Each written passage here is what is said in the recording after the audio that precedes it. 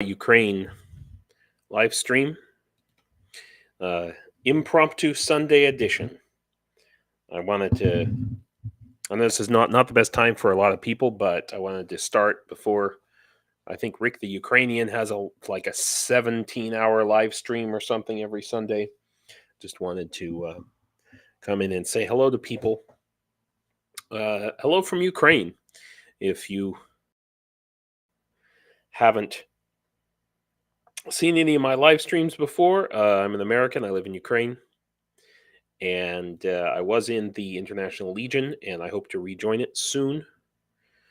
The picture you're looking at here is of a friend of mine who is in the Legion, in the, let's say, the general Chasiv Yar area. So real serious stuff. And you guys, you, my viewers and supporters of which I forgot to bring up my website, but there we are. You, the supporters of this website that I've set up here, whyukraine.shopify.com, you guys bought these magazines right here. One person bought 8 of these, which is exactly the number that that my friend in the 1st Battalion of the International Legion needed. And he has them. He picked them up this morning. He's got them in his hands there. And I also was able to send 10 tourniquets that you guys sent. And that's the guys giving us a big thanks. Hey! Ukraine. Funny. So, anyway, everybody says a big thanks for those who contributed for the tourniquets and the magazines. You know, it's just so important right now. I can't emphasize it enough, really. So good to see you, Dave. The real Dave Seaman, who's not Dave. You're the first one in. I think this is going to be a small live stream today, but I just had some things I felt like I needed to cover, and normally I would be teaching a class at this time or getting ready to teach a class at this time on Sundays. I know, but they didn't. I didn't have a class, so I thought, hey, I'll do a live stream. I know this doesn't seem like a big deal. This little article right here. Yeah, it's Sunday morning too. I understand for most people, it's not the best time. But this is some news. I know it's okay. 2 Georgian volunteers killed fighting for Ukraine. And it looks like this happened in the last 24 hours.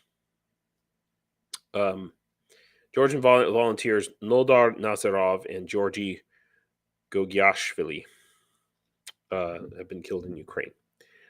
Hey, KKSGG, thanks for joining. This, I'm not sure what's happening. I don't have all the details, but there's something going on here. I don't know if it involves just these guys, but there's something going on with the Georgian Legion. I know too much and not enough to say anything. That's the problem. So it's too soon to tell, but it's not looking great. Is what it comes down to.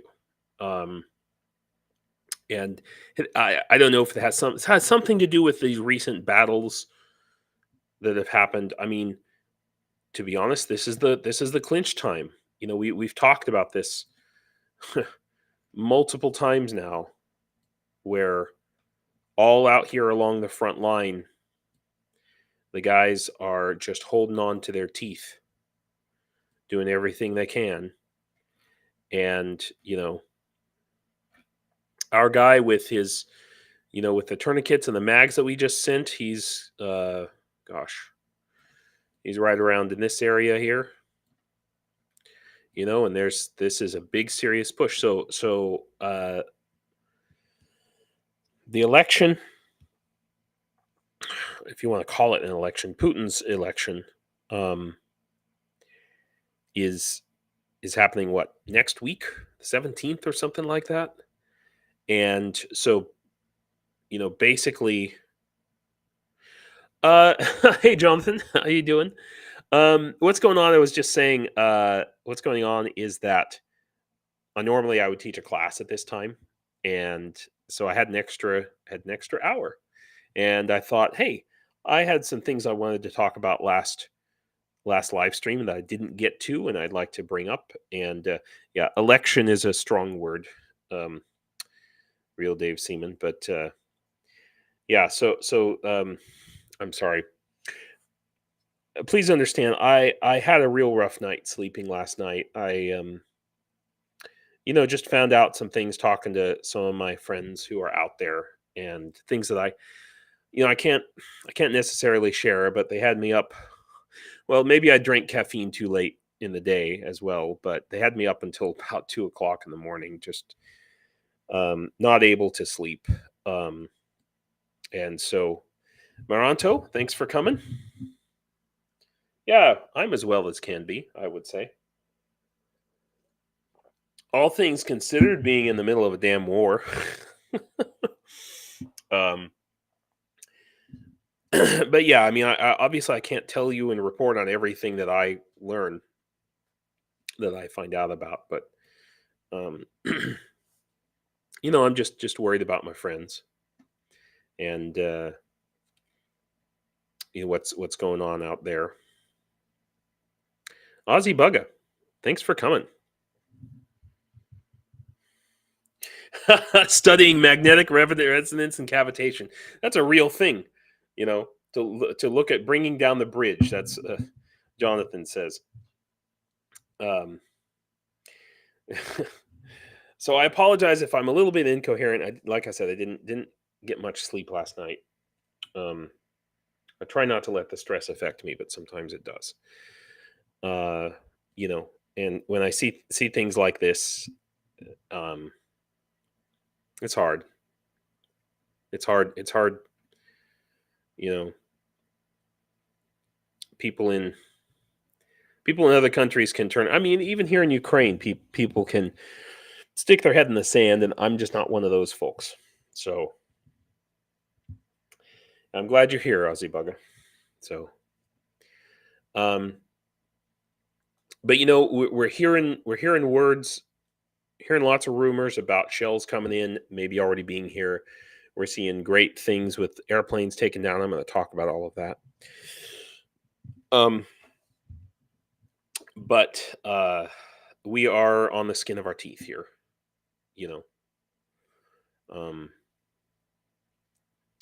So I want to just talk about this little article. It's from a couple days ago about how many Ukrainian soldiers have died, and I'm willing to take Zelensky at his word. 31,000 have died, and he didn't want to say how many have been injured. But we can guess. A general rule of thumb is one death for every 3 to 4 casualties.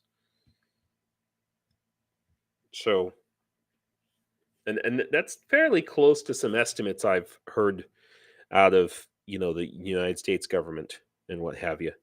Is let's say around 130,000 sold to total casualties in turn.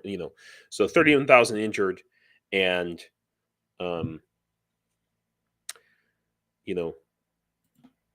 3 to 4 times as many guys walking around without legs and eyes and all sorts of other traumas. So I think that's about accurate.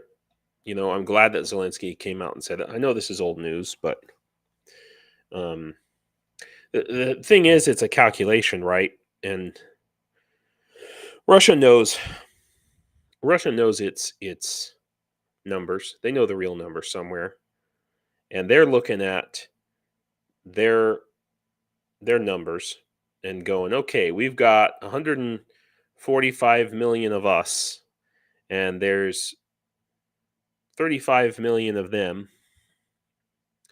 Although numbers I saw today are showing that that's going up. Oh, yes, it was Ingvald. Yeah, Sakai's on my Discord, and I'm on his.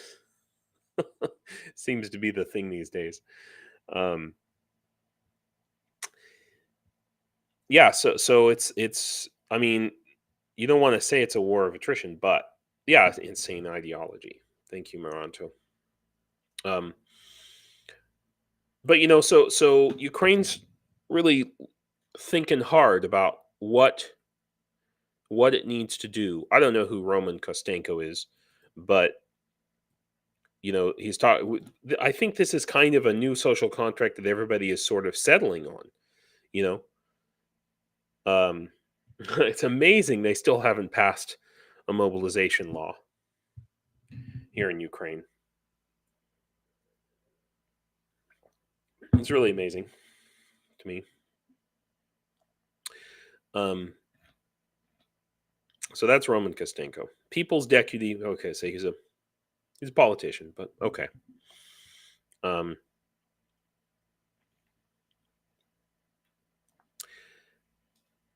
This is an important statement, though, that he makes here. If we have an invisible veteran policy, when a person does not understand what will happen if he is injured or becomes disabled, it will reflect on what we are currently deciding at the state level, how to motivate people to go and defend the country.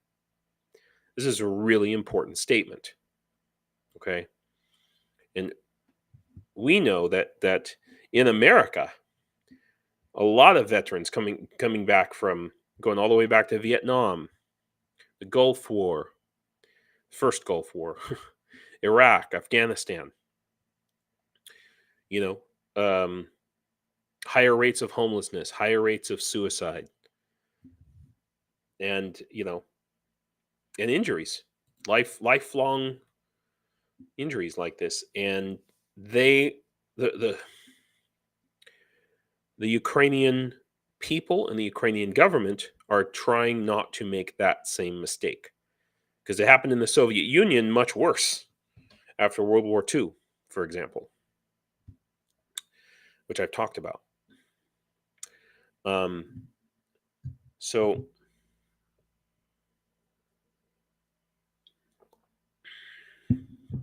I think it's a really good thing, this idea. Oh, thanks, KKSGG. I hope that's okay with Mercado. I know he doesn't always like it when people share, I don't know. He got all mad one time when someone did that, I saw. But as long as you're doing it and not me, KKSGG, it's fine. Sharing live streams. Hello, Cheryl. Did I say that already? I'm sorry. I'm trying not to drink so much caffeine because it is in the evening, and I'm going to watch a movie with my wife after this and go to bed. So, but anyway, this is just a really important conversation that's happening. He says, when we say that we have to motivate soldiers, it should be a fact. I'm firmly convinced that the way we are going, with only mobilized people caught on the street and sent to the army, this war, an asymmetric war in which modern technologies are used, will be quite difficult to win. This requires special people with special skills and abilities. And he says, this is very interesting. In all categories, most of them are from 18 to 27 years old. Right? So this is a really important thing. So the skilled workforce here in Ukraine, the ones who are working in the IT sector, who are making the most money. Oh, good. Okay, KK's GG says, if he's currently not streaming, I think it's okay. In this case, pro-Ukraine, I'd rather ask forgiveness than permission. Great. Thank you. Thanks for taking the risk for me. But the point here is that they're realizing that, the older generation of, frankly, Soviet educated people who are my age and older, who grew up in either in the Soviet Union or grew up in the 90s, are not they're not going to have the kind of skills or the kind of motivation that they need to fight the kind of war that they need. And unfortunately, these 18 to 27-year-olds are also the primary income earners, arguably here in Ukraine.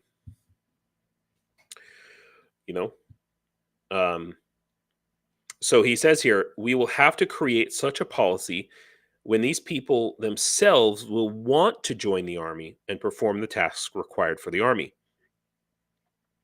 For this, society should motivate them. This is exactly what I have been talking about. Oh yeah, Maranto. Listen, every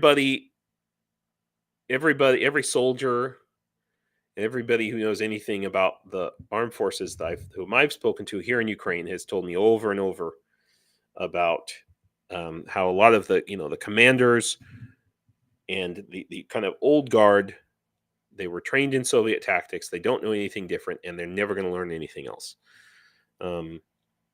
So it's pretty clear this Roman guy is probably not one of those people. Younger dude. And I would say that that's a really important thing about this democracy here in Ukraine, is that it is led by a lot of younger people. Zelensky is my age.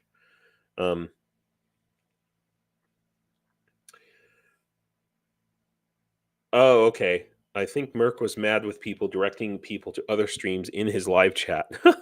Oh, okay. Just get the right section in Discord, and that's another story. That's good to know. I don't do enough promotion of myself, so I thank you guys for doing that.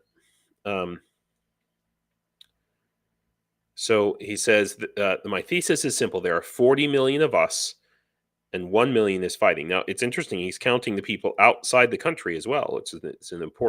These are important people too. There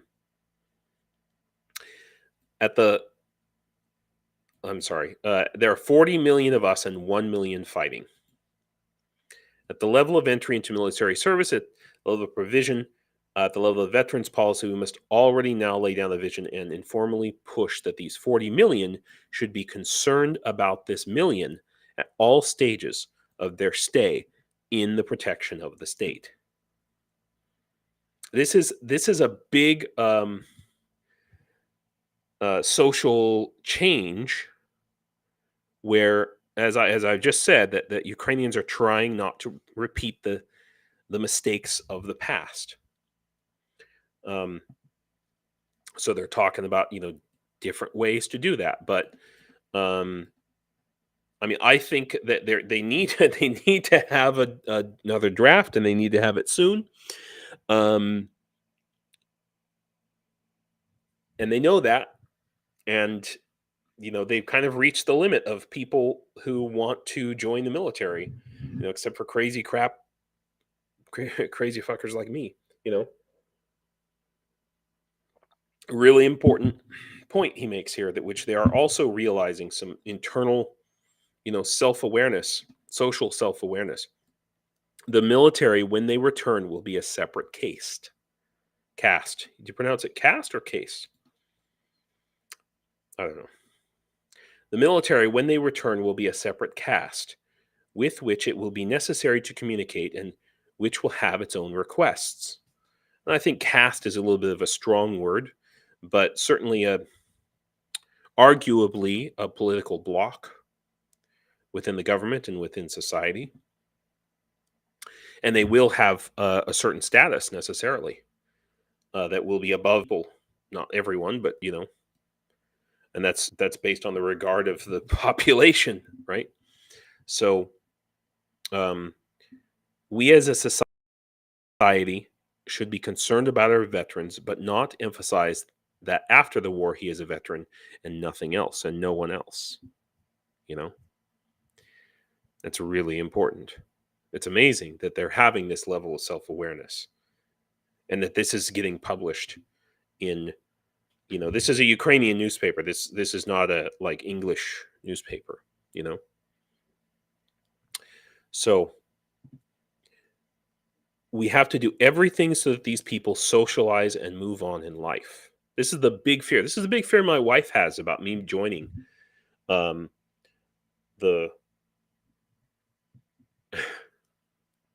Ronnie, the carnival in town just ended in time. Okay.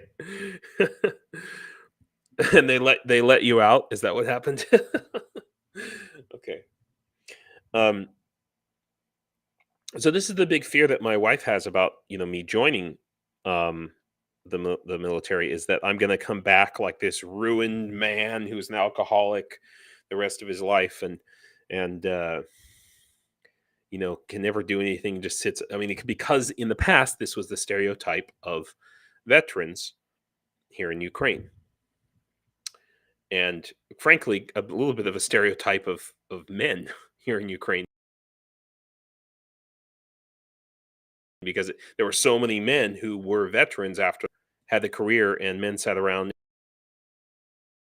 and lived with their mother and drank vodka. This younger generation of people, and men especially, very strongly reject that. Most of these guys were raised by single mothers, frankly, here in Ukraine. So that's where that's coming from. It's a good article.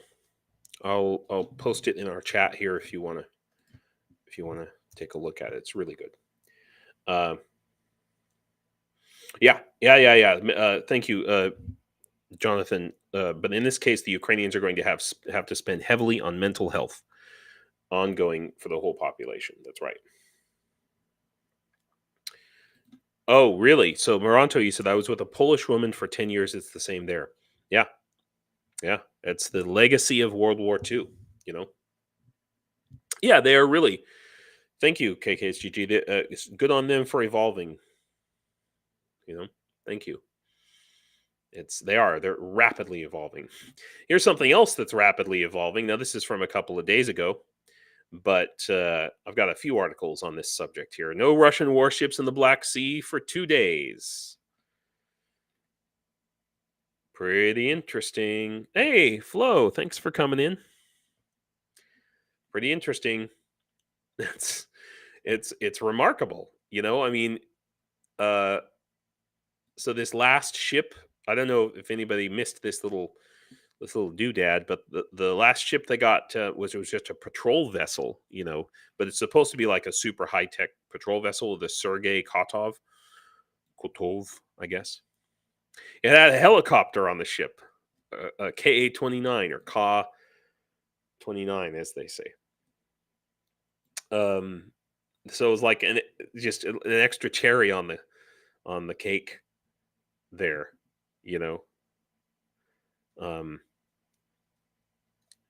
So as a result, now we see that Russia is basically cutting tail and running out of the at least the western half of the of the Black Sea. It's I mean, I gotta laugh about it. It's literally got to be the first time in history that an army with no navy. Yeah, I didn't see that, Ronnie. So Ronnie says Savolinsky is getting 2 ships from Turkey. Asking myself if they may come through the Dardanelles. I mean, It's an interesting question, especially if they're ostensibly warships, right? Aussie T, welcome. Thank you for coming.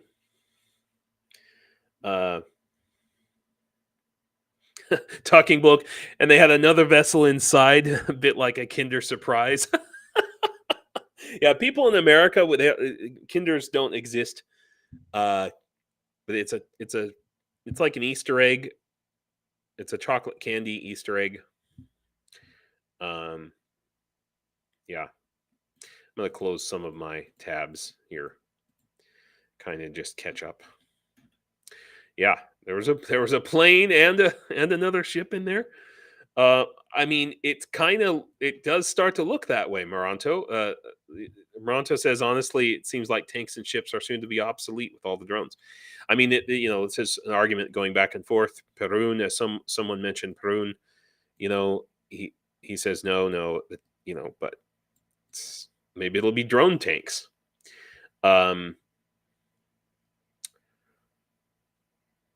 Yeah, I'm going to get to I'm going to talk about Zelensky being in Turkey, because I think it's a very interesting thing to have happening, and some of the developments from that. I'll get there. I better hurry up though. My wife wants to watch a movie. She's going to be angry. She's going to be coming in the door in a minute, going. So, but yeah, it's a big deal here. So Taman, they're moving from Crimea to Taman. I want to take a look at where is Taman. Yeah. Taman, Russia. Okay. Okay, so now we see where it's at. So Taman is this this area. Come on, James. By the way, I'm not doxing myself there. I literally, it just comes up in the middle of Ukraine. I don't live there. Yeah. Taman, Russia. Taman near Russia? Oh yeah, that's what I thought. Yeah, so here's Taman. So it's interesting. This is where they're moving their ships. So they're moving their ships to right where the Kerch Bridge is. I guess. I mean, I can see the logic there, right?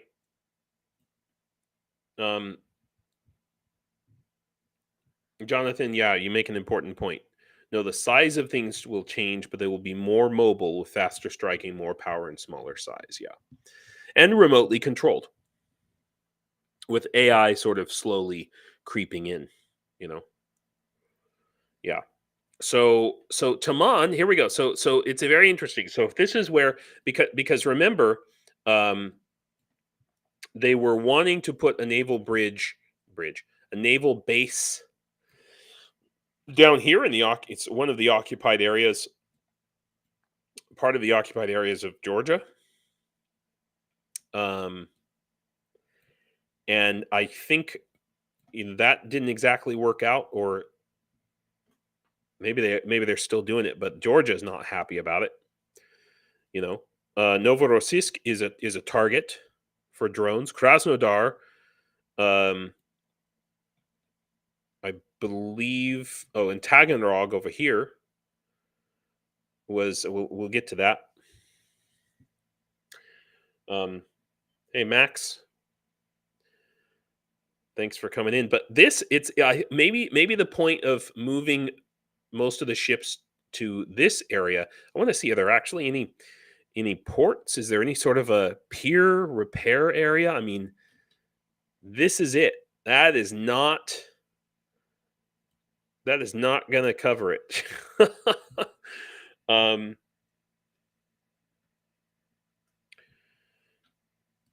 Yeah.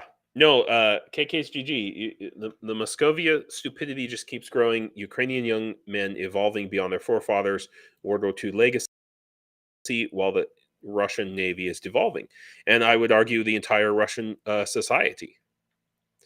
And Ukraine has done a real good job of trying to cut off the head of the Russian monster as much as possible, or at least of the Russian military. But it's very interesting because here's the Kerch Strait Bridge, right? And if they, maybe the point of moving all their ships here, but this is where they're moving their ship repair facilities. Do they have something here? Oh, maybe it's going to be here. Oh no, these are oil terminals. This is for oil. Oh God. So it's really this is what we call, a target-rich environment. You got the Kerch Strait Bridge here. Wow, Aussie, it's 2:50 a.m. there. I'm so sorry to do this to you. Yeah, it's KKSGG. They're limited by deep water coastal locations, almost certainly. And also the currents and water flow and all of that stuff. But this is a very shallow area here, this Taman Bay. So it's pretty interesting that they want to move anything in here at all, really. And the Sea of Azov is especially shallow. I mean, it's really, a tall guy could probably walk across it. I mean, I'm overstating it, but it's very shallow.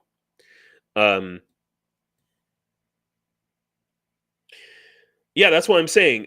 So Jonathan, when a ship goes up next to the Kerch, you get a 2-for-1 deal. Yeah, that's what I mean. Now, I mean, maybe part of the point of this is those ships could potentially defend the Kerch Bridge from sea babies or what have you. Maybe that's the intention, but I think they're spitting on a fish myself. That's my personal opinion. All right. Anyway, enough speculating on that. All right. Let's move on. I mean, I don't. I mean, I consider myself an environmentalist to some degree, but I think Greenpeace sometimes. But they do raise a good point here. So Greenpeace warns unprecedented escalation if Russia restarts Zaporizhia plant. So the Zaporizhia power plant, as you guys should know, it's down here in Enerhodar. It's been shelled. It's been mined. It's had its cooling reactors very nearly drained of water when this whole lake doesn't exist. So this map, doesn't reflect the fact that there is no lake here. So the water that this cooling pond still exists, okay, but they have to pump the water up from the river, which is I don't know how many hundred meters down or something like that. Yeah, Sea of Azov, max depth of 14 meters, 46 feet. That is a bathtub. Yeah, pretty much.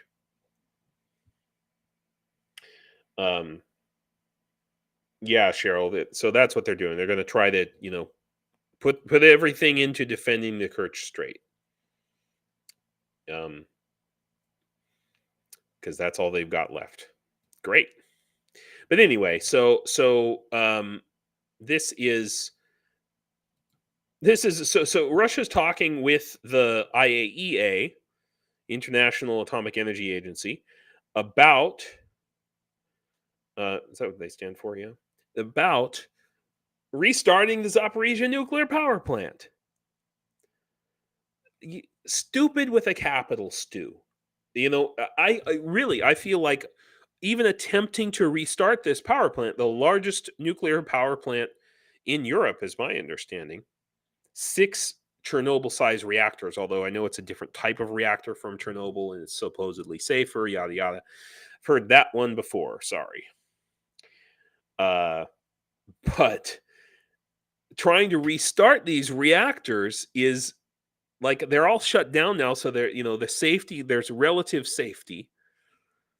It's tantamount to threatening a nuclear strike. you know. So I just really, it's shocking. I'm glad Greenpeace is out there saying it. That's my point. So we're hearing word about possible destruction of a Patriot system or part of a Patriot system. We knew this was going to happen.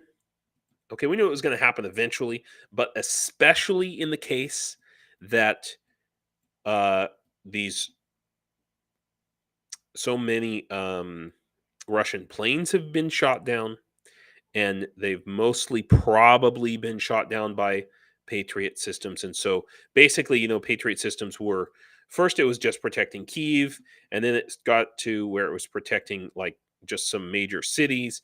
And now they've got at least one Patriot system that they're taking out to the front line and moving around this area in Donetsk area, and possibly like Zaporizhia in this area. So it was bound to happen. It was bound to happen. Now, apparently, from the pictures that I saw, and I don't know if I think they're in this article. Yeah. Here we go. So this is the picture of the Patriot system. I don't know. A lot of people are going 50-50. It's pretty interesting to say that an Iskander killed a Patriot, a moving Patriot system, an Iskander. Like Ronnie just said, ATP Geopolitics was talking about Iskander missile killed the Patriots, or whatever they were. That's a 1 in a million shot, as far as I'm concerned. Oh, KKGG, you make a very good point. At least now they're talking with the IAEA rather than denying them entry. You know what? There's your silver lining. Good job.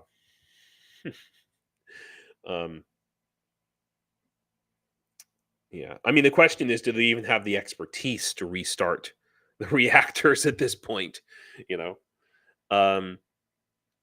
Anyway. So I just feel like it was probably not intentional. Okay. And in fact, I don't have this right in front of me, but it may say this in the article, but oh yeah. Here, the Russian Ministry of Defense said that they had targeted an S-300 missile launcher.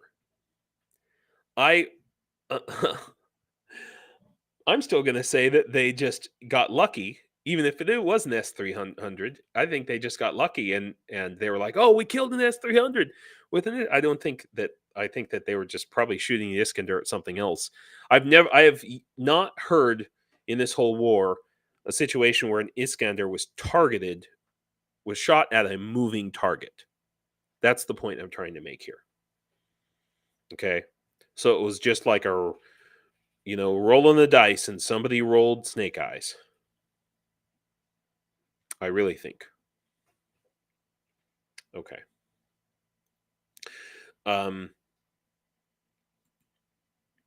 But it makes me wonder, is that going to, a lot of people are saying, well, now that's going to disable Ukraine's ability. It's going to disable Ukraine's ability now to take out those planes like they've been doing, because that's, they were using the Patriot system. That's what they were using it for, yada, yada. So this is, here's the thing though, okay? Is it the Patriot system that was taking out all those jets, or was it the Patriot system working with something else? So let me see if I have that. Yes. Here's the article I was looking for. The one clever trick, little clickbait headline, Ukraine uses to shoot down Russian planes. A new piece of equipment that even the USA doesn't have yet. Man, this David Axe, he is on it like white on rice. You know what I mean? He's all over the place. He's writing for Forbes, writing for the Telegraph. He has good articles about on defense related topics on the war, and they're usually pretty spot on. So I'm not sure that I understand it yet. And I'm not sure that David here is not just speculating. Okay.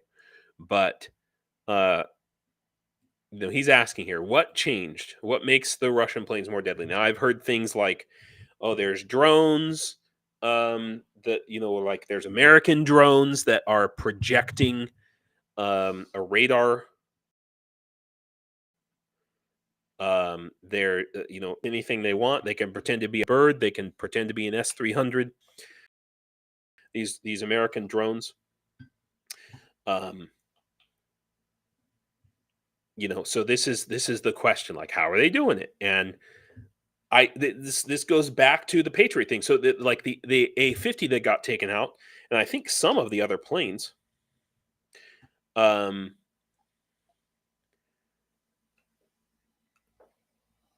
of the other planes were outside of the range of the Patriot system. He talks about it right here. The Patriot system has a range of about 90 miles, but some of these have been attacked at farther distances. That's why I understand. So here he says 120 miles from the front line.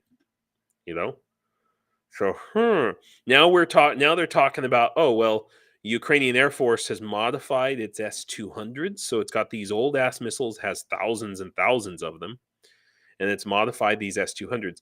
I want to know where he's getting this information, though. So, what are the S-200s doing? I don't think we know yet. I mean, it's pretty interesting though that they're saying,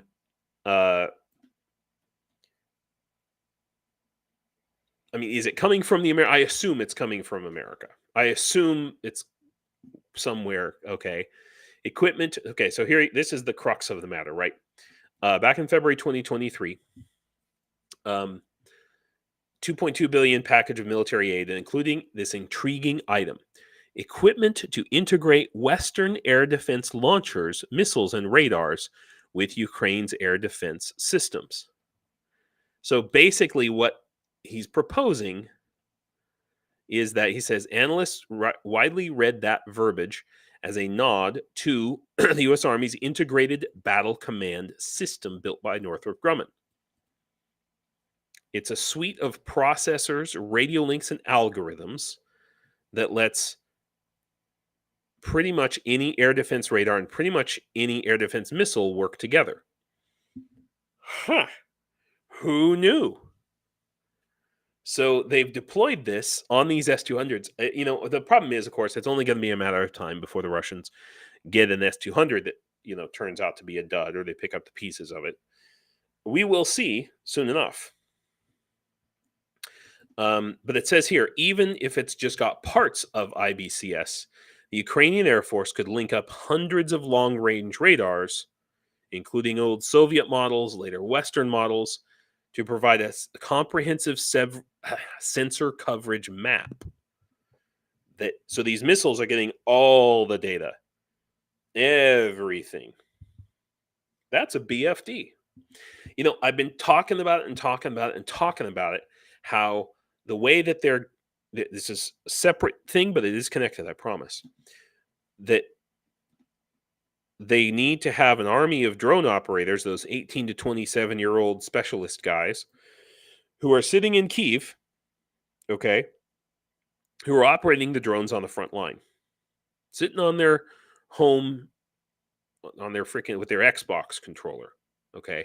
And this kind of system,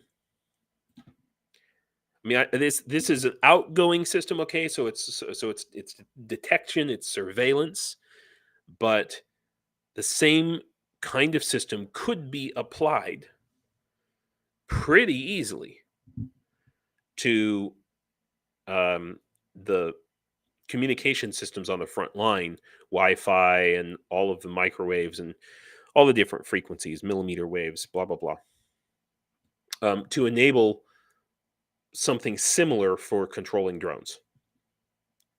Anyway, and it doesn't require any new equipment. It requires the same way that you can, if you happen to work for a corporation, or you have ever gone to a college or university where you can walk around between buildings and you still have the same Wi-Fi.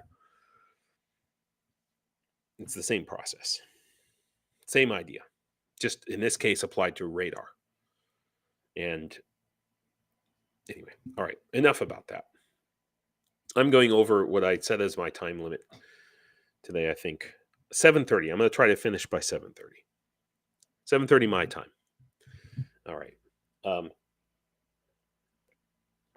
Now, I have heard, I've seen a combat veteran reacts. A couple of people were talking, maybe it was Dennis Davydov, I can't remember, talking about possibly there might be another bridgehead down in Krinky. Now, it's not showing up on the deep state map yet, but I understand it's down here somewhere. And that's remarkable. Pretty interesting. Especially since, of course, Russia keeps on saying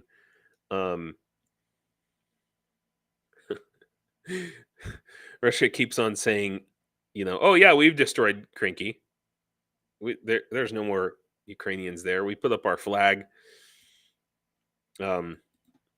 I mean, honestly, a lot of Ukrainian troops were not happy, have not been happy about Ukraine not pulling out of Krinky, because, as it says here, it's still manned by a few hundred members of Ukraine's crack Marine brigades. Okay. Supplied by small boats. So a lot of those boats have been taken out because they're just open in the water. It's risky, and people are saying, hey, we're losing our best guys to hold on to this useless piece of territory.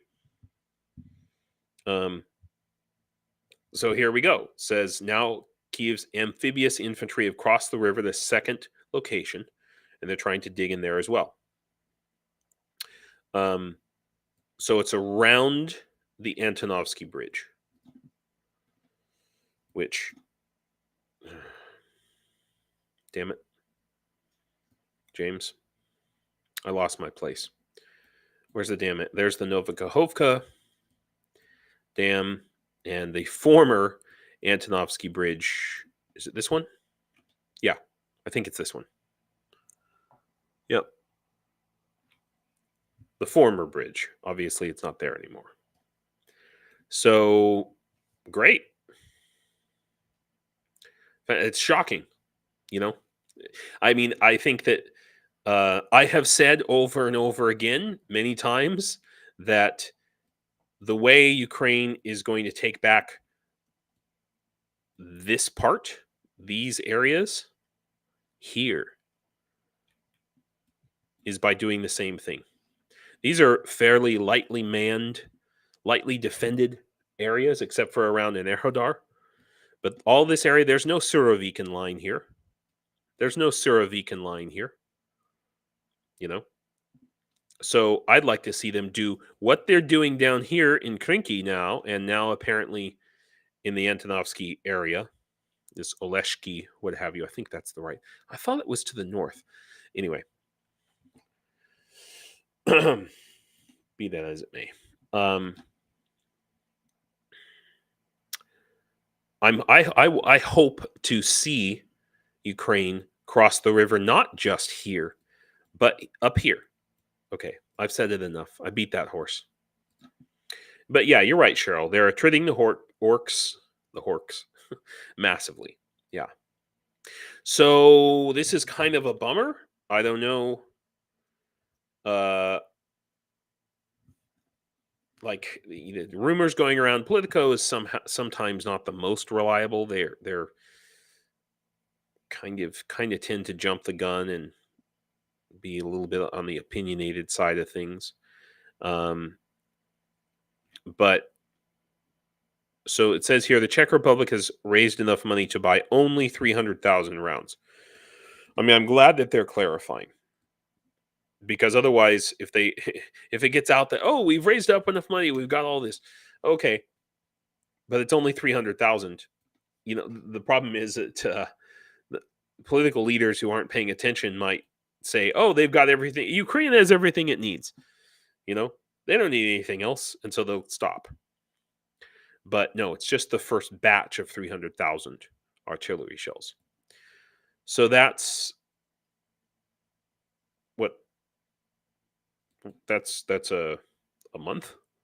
I mean, to really enable Ukraine to fight and not just, barely hang on, that's a month of shells. 300,000, that's a month of shells. An M983 was, okay, Aussie T says, an M983 was towing the destroyed launcher, that's all we know. The Russians identified it as an S-300. Yeah, I mean, this has been the debate about the Patriot. Okay, so a lot of people have said, no, that looks like a German thing, and the German trucks, well, I can't remember. Is it an M983? And they said, well, that's used with the Patriots and not with the S-300s. Yeah, or he just was quick or kind of misspoke, or everybody got too rah-rah, and it was in the details. He was a bit too quick to announce 800,000. Exactly. So this is pretty interesting. Kind of steps away from all the war details a little bit. We're going to get into some more kind of some of the political and diplomatic stuff going on. But I think that this is interesting. It's interesting to Ukrainians, this next little item. Yeah, the Russians in Krinky call the Ukrainians elves. Yeah. Yeah, they do. They call all of us elves, by the way. That's one reason why I'm going with this, the Last Alliance, this whole Lord of the Rings theme that I'm adding to my YouTube channel and the Discord. When you get in there, you'll see it's a little bit of a mess right now because it's being revamped. The Discord is, but yeah, orcs versus elves. Anyway, so the IOC, okay, so that's the Olympic Committee, right? International Olympic Committee, which a lot of people say is super corrupt. Super corrupt. The IOC accuses Putin of exploiting 17-year-old figure skater. And by exploiting, they mean that he's using her for political purposes. So she was banned. This the girl on the right here in this picture. Yeah, I'm gonna get to ORBAN and Trump. We're getting there. But why is this little tidbit interesting about some figure skater? Okay, it's because the International Olympic Committee has been highly, highly reluctant to say anything bad about people want to prevent the Russians from attending entirely. All that the IOC was willing to do was to make the Russians compete under a neutral flag, so they couldn't use their own flag and their own colors.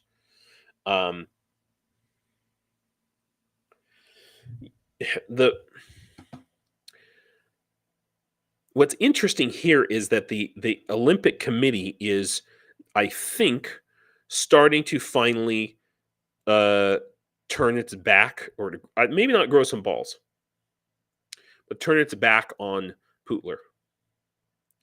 KK's GG, yes, thank you very much. The Ukrainians seem more like hobbits to me than elves. Yes. I often say that I feel like I'm surrounded by hobbits. And where I live here in Ukraine feels very much like the Shire to me sometimes. Because they're short. That's the joke, right? Because they're shorter than me. I'm tall. And just other things, like good tilled earth and Anyway, going back to this about the Olympics. Okay, so they got an invite to the Olympics, which I guess is happening in Paris. Yeah, in Paris.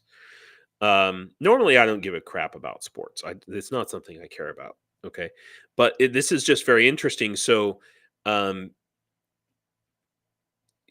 Russia is trying to start its own version of the Olympic Games. So, first of all, they're preparing for the BRICS Games, which is the Brazil, Russia, India, China, and South Africa. It now includes Egypt, Ethiopia, Iran, and the UAE. So basically, almost entirely like the Olympics of totalitarianism, the dictatorship Olympics. They can go and have their own Olympics, right? That sounds like a good plan. They can go play their ping pong and do their luge or whatever. Yeah. Yeah, Cheryl. Yes, exactly. Ukrainians like to farm, cook, and eat good food. I'm every day here. It's gardening and farming and all of that. So, um, the friendship games. Anyway, the point is that the IOC, the Olympic Committee, wasn't willing to, ban Russia, but now Russia has done that to itself. Has cut itself off, and they've even actually kind of started a competition against, like a competitor to the Olympics games, as like an alternative. We're going to replace the Olympics with this BRICS games or friendship games, or the dictatorship games. Anyway, I'm glad about it. It's a good thing. I wanted to have a Russian Olympics would have more drugs than Colombia. Yes, thank you. Yes. Okay. I don't know if I talked about this before, but South Korea curbs electric vehicle battery exports to Russia. This may not seem like a big, huge deal, but these lithium ion batteries can be used for a lot of other stuff, especially for drones and all sorts of, vehicles, army vehicles. I'm surprised that they were that they were allowed from South Korea in the first place, but it's a good thing. It's from a few days ago. This, of course, China is as they say here, is the main supplier of all things lithium. But it's a step in the right direction, and I just wanted to point it out. It's something that should have happened already. Okay, so I want to talk about Raiffeisen Bank. So the headline here is USA warns Austria and its Raiffeisen Bank over cooperation with Russian banks. This is a big, huge problem, and you can almost be certain that there's a lot of, dark money getting funneled to Russia through these banks. But Raiffeisen Bank was a pretty respectable one, right? So the problem is Raiffeisen Bank is basically in like a partnership, as I understand, or possibly like co-owned by Russia. Okay, so they specifically say Austrian Raiffeisen. I want to just take a look here, because this is my understanding is that before the full-scale invasion, Raiffeisen Bank. Yeah, here we go. Raiffeisen Bank started a partnership with or was partly owned, or like a whole subsidiary of Russia, of the Russian. Anyway, the point is, we need to. I mean, we need to untie these knots, And Austria, respectable like Deutsche Bank, yeah, okay. Isn't Deutsche Bank the guys who were funding The great orange one. He who shall not be named.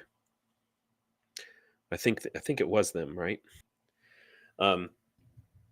Anyway, it's these. We just got to pull plug on all this stuff, and we got to keep on pushing.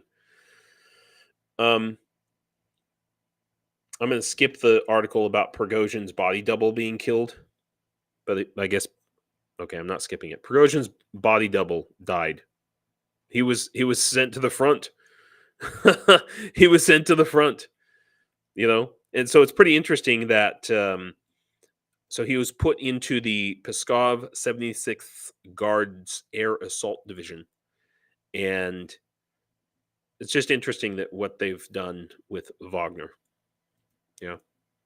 Okay. Osterreich has its head. Osterrich has its head in the sand. Good, Ozzy bugger.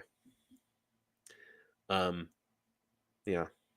All right. So now we're finally getting to the part where we talk about Erdogan, and this is a couple of days ago. So that somebody was saying, who was talking about, Ronnie? Was it you talking about? Turkey gave Ukraine a couple of ships. That's if that's the outcome of this meeting, fantastic. The fact that Zelensky rules out Erdogan's idea of a peace summit with Russia. We're going to talk about this whole peace summit. Hey, Ronnie, that's good to know. So we're talking about like small patrol craft then. Yeah. So, I mean, I was thinking that just nothing had come of this. The only thing that had come of it was Zelensky said, no, hell no. So, but this is pretty interesting here. He visited a shipyard to inspect the building of corvettes for the Ukrainian Navy. Mm-hmm. So maybe those are the boats? Aha, they were being built before the war. I see. Okay. So it's like they're fulfilling an old contract, essentially. All right. But it's also very interesting to me that right around the same time, Turkey stopped all oil imports. Now, this was obviously coming partly under pressure from the United States. So Turkey's Mediterranean oil terminal halts Russian imports amid U.S. sanctions. Right? That's pretty interesting. They'll no longer accept Russian imports. I wonder if that includes the dark fleet, as it's called.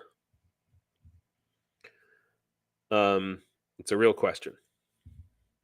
Wait. Oh, do we have a troll? We have a troll. Vladislav Dmitrievich Turbanov. Oh, thanks for coming, Vladislav. Oh, it's so great to have you here.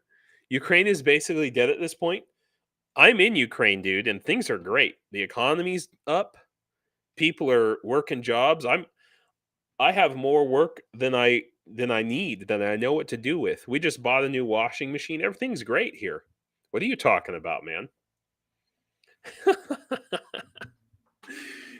We're killing you 4 and 5 to 1, dude.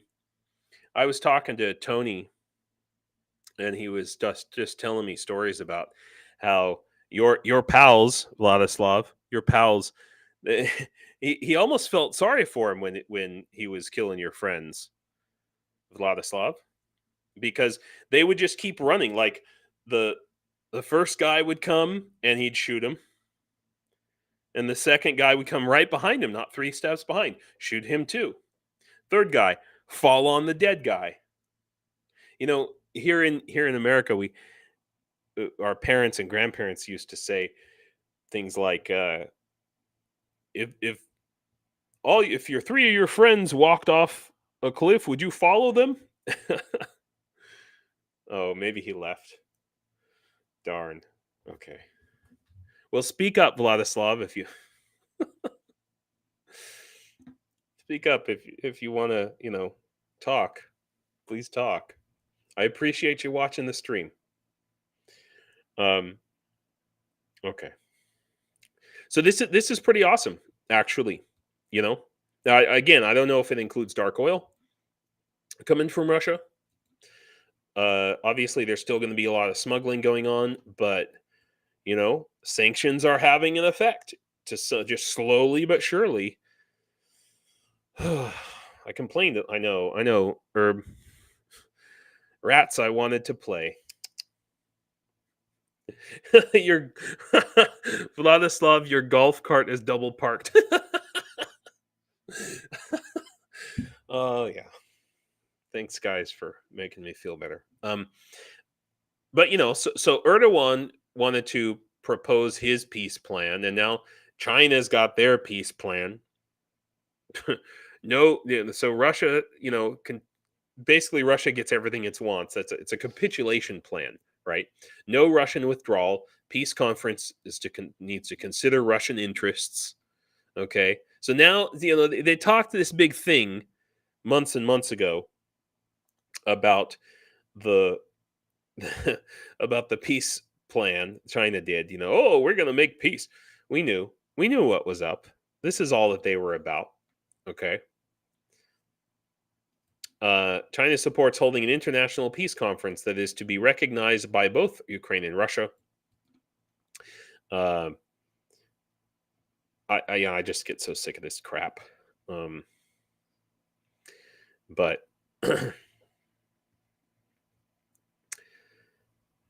China also wants Russia's interest to be considered when settling the war in Ukraine.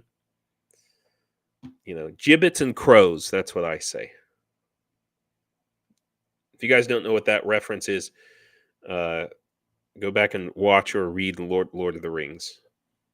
You'll remember. I mean, they're in league. They're allies. They're not acting in good faith. Okay, and this is the other thing. Talking about breaking these economic ties. I mean, I hate to say it because it's going to require some sacrifice on the part of America and Europe. But this is going to happen. It's inevitable. It's going to come. Okay,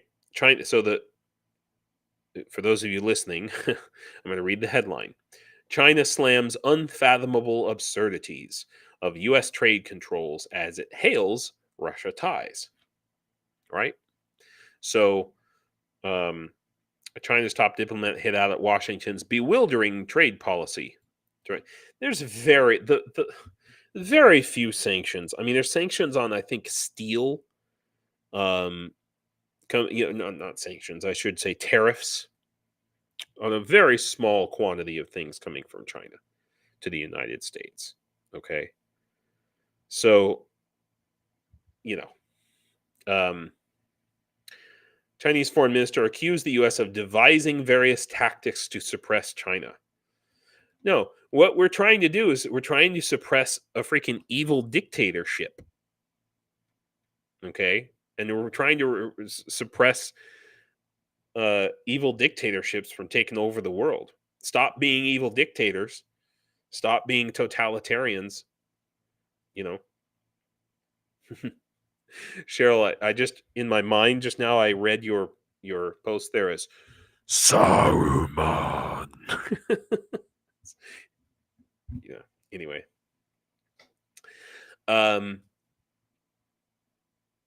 So they're trying to say if it gets jittery whenever it hears the word China, where is its confidence as a major country? Anytime you hear China or Russia lashing out, accusing people of things, they're almost always talking about themselves. It's like the whole when you were kids, like I am rubber, you are glue, or There's three fingers pointing back at you. It's like, it's so obvious every time to us at least. Maybe not so much to people in other countries. Maybe in the third world, maybe in India, maybe in Africa, they just take this stuff at they're like, raw, yeah, talk bad about America, talk bad about Europe. Maybe they love that stuff. Maybe that's the audience that this is about. Moranto says, Saruman, wasn't that the geezer in the painting from Ghostbusters 2? I can't remember the name of that guy, but death is not a door. No, death is but a door. Time is but a window. I'll be back. My high school yearbook. That's how I signed my high school yearbook. For everybody, I signed, like, I don't know how many people I signed, but God, it's crazy that I remember that. Jesus. Okay. Okay. All right. I promised I'm going to wrap this up. I promised. We got to get to this. We got to get to the Pope-a-dope. We got to talk about this, man. Pope Francis says Ukraine should have the courage. What did he say? Let's see if I can find the exact quote. Courage to. Oh, here. There's the quote I'm looking for. I think this is from the Pope. I think that the strongest one is the one who looks at the situation, who thinks about the people, who has the courage of the white flag to negotiate. Like, he is getting worked. He is getting worked. How many? I know some of you guys like the Pope, but I'm sorry, I'm going to say it. Oh, it's the former head of Wagner. Oh my God, the resemblance is striking. Holy crap. You are not wrong, talking bloke. I just realized it is a shocking similarity there. Maybe maybe it was the Pope running Wagner all along, you see. maybe Prigozhin was the Pope's body double. Oh man, we need to start this conspiracy. Prigozhin was the Pope's body double. Dudes, my peeps, get out there. Get out there and spread this conspiracy. Oh man. Yeah. Oh geez, we could meme the hell out of this. Oh, okay. Oh, it needs to happen. All right. But yeah, I'm sorry, but who did the Russians hire to give him blowjobs under the table? That's what I want to. No, actually, I don't want to know. I don't want to know that. I thought I did for a second, and then I got the image of it. Oh, I just got it again. No, sir. No, thank you. He looks real happy, though, doesn't he? But, I mean, yeah, okay, so he's 87 years old, and, he's almost as old as Biden, and Lewinsky, it might, no. Maybe, not Monica, though, might be Michael Lewinsky. I don't think, anyway. The 17-year-old skater, maybe, Ronnie, maybe, that was being exploited by Pyotr. Yeah. I mean, it's a part of that old guard that has this old mentality, and they still think of Russia as the Soviet Union, and I think he's being worked. He's just like Musk. He's essentially a Kremlin asset now. That's what's happening. There we go. Pope is Prigozhin's body double. Where is the real Pope? They kidnapped the Pope. Yeah. See, Prigozhin didn't die in the plane crash. He actually, is now secretly the Pope. Something. I don't know. It's one of these okay, I may not have slept enough last night. Let's put it that way. Okay. All right. You're going to see me drink a beer. Get ready. Here we go. It's not a real beer. It's a zero alcohol beer. I know. That's how sad I am. Sorry.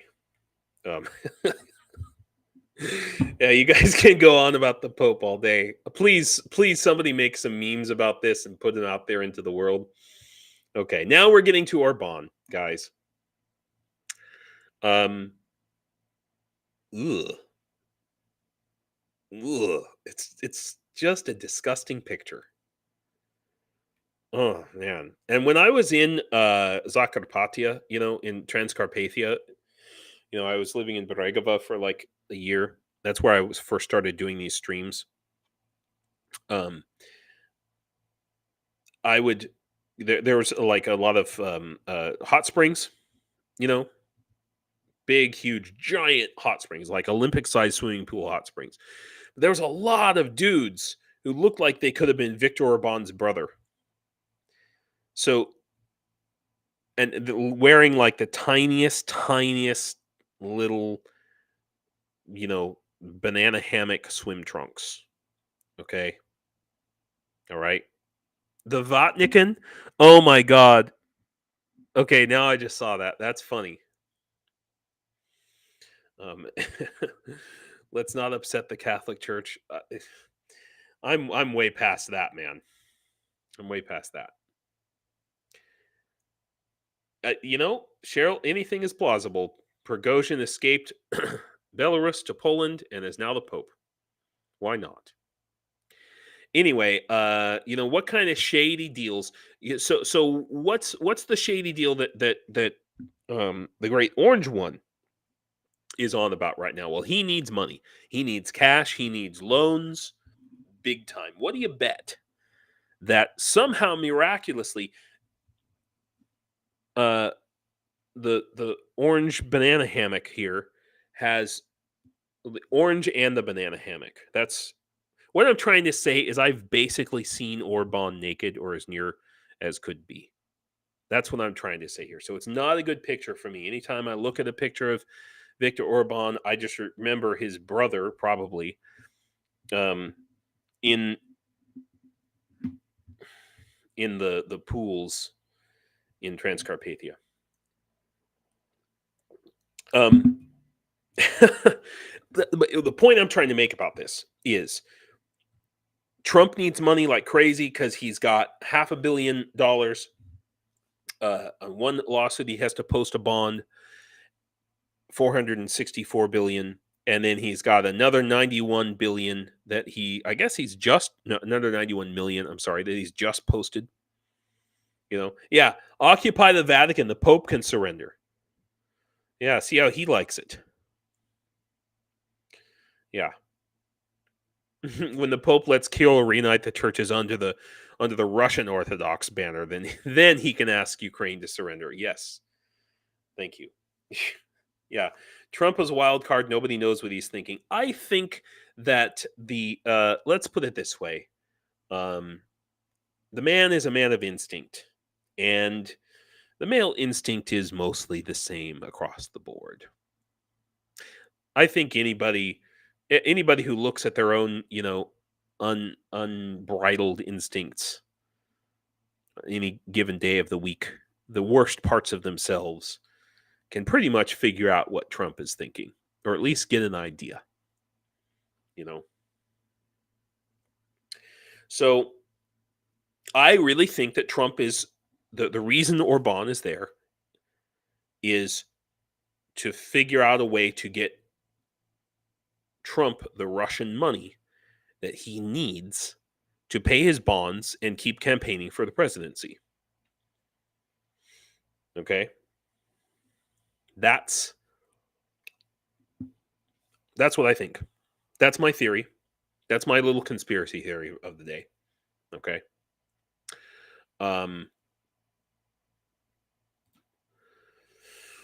Oh gosh. Oh, this is the article. I should have brought this up. I wanted to talk about this before. This is more speculation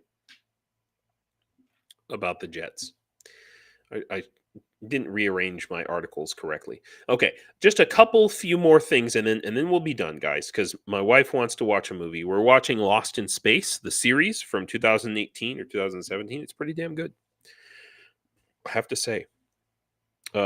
Orange Jesus does whatever he thinks will suit his interests from moment to moment. Yeah, but you know, human interests, human motivations are at the very, very basic level are basically the same.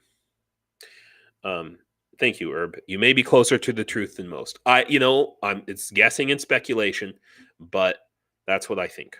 It'll all come out in the wash, but we won't know for a long time. Armenia considering applying for EU membership.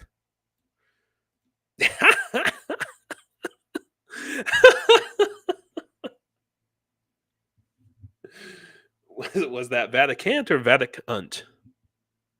That's very funny.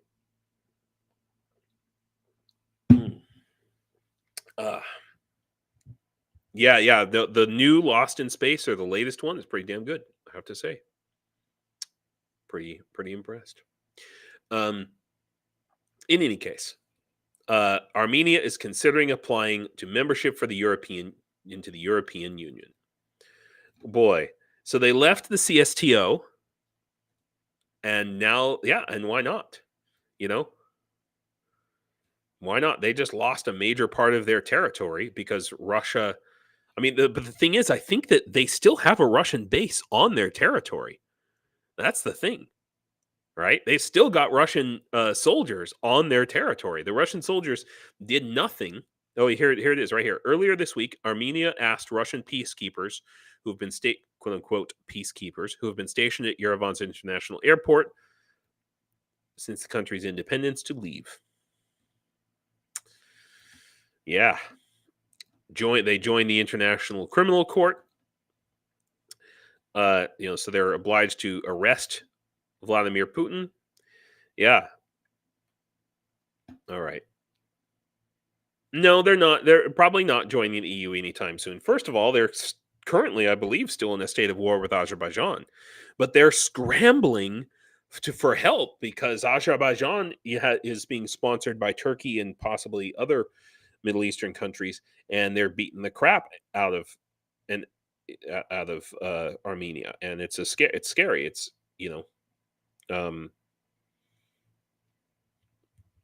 it's not good. It's not good. And Armenia is a country that deserves some support. They've been genocided. They've been occupied for. They're an extraordinarily ancient culture. Some say the descendants of the Hittites, if you know who that is. They might even be. Some people say that they might even be the original quote unquote Indo-Europeans, or at least their language might be. Who knows? But they deserve some help, and so they're scrambling. They're scrambling for that. So that's what's going on. Okay. So I'm just about done here. I just want to end. I'll just end with this. Did you know that we in the USA have been spreading weeds? We've been genetically manipulating weeds, and not the good kind of weed either. We've been spreading and genetically manipulating weeds to take over Russia. They're saying that the U.S. waged a kind of bacteriological war against the USSR, due to which the country was covered with thickets of hogweed. Now, if you want to know what hogweed is, it grows all over. I've actually made the mistake of touching it once. It's awful. I don't know if it'll kill you, but it'll make you wish you died. Oh God. Oh, I don't even want to see. It's like poison oak, but like 10,000 times worse. Okay. But normally it's big enough and it's obvious enough that you can avoid it pretty easily. Yeah. But anyway, it turns out that that was that they're saying that was caused by the U.S. Of course, we actually know the Soviet authorities themselves actually imported it from wherever the hell that is, Kabardino-Balkaria, as a fodder plant. So it was originally, they thought that it would be great for cows, because before it starts to flower, it's high in protein and very nutritious and all of that. So they spread it all over the Soviet Union to feed cows. And then when it sprouted flowers, they went, oh no! Anyway, so that's it for today, guys. That's the end of my little live stream. I went over hour and 25 minutes. I got to talk about all the things I wanted to talk about. Most of them, I think. Anyway, there is some other news happening that I can't talk about, but I want to thank everybody for coming today. I hope you guys are having a great Sunday. If you can, please support Ukraine in some kind of way. If you're donating, if you're volunteering, whatever you're doing, you're welcome to come on to this website here that I have set up. And oh shoot! What am I thinking? I almost completely forgot. I just ordered 2 sets of plates and 2 sets of plate carriers. 2 sets of plates and 2 plate carriers. I finally ordered it. So I had those up on the site for just forever and ever. It was one of the first things that anyone donated to, but it just took that long to it's expensive. It's expensive, this stuff. $600. But I bought 2 sets of plates. I was going to buy just one. Anyway, probably maybe not my next live stream. I think they're going to get here on Wednesday. So I think by my next live stream, I don't think they'll be here yet, but certainly by Friday they'll be here. So I'm super excited. Yeah. Everybody, if you are up for it, Rick the Ukrainian is starting right now. So go say hi to him for me. And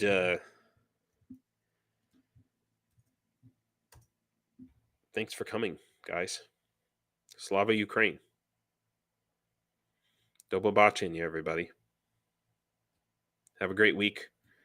I'll see you guys. I guess it'll be Tuesday night for some of you. Wednesday for others. Have a good one.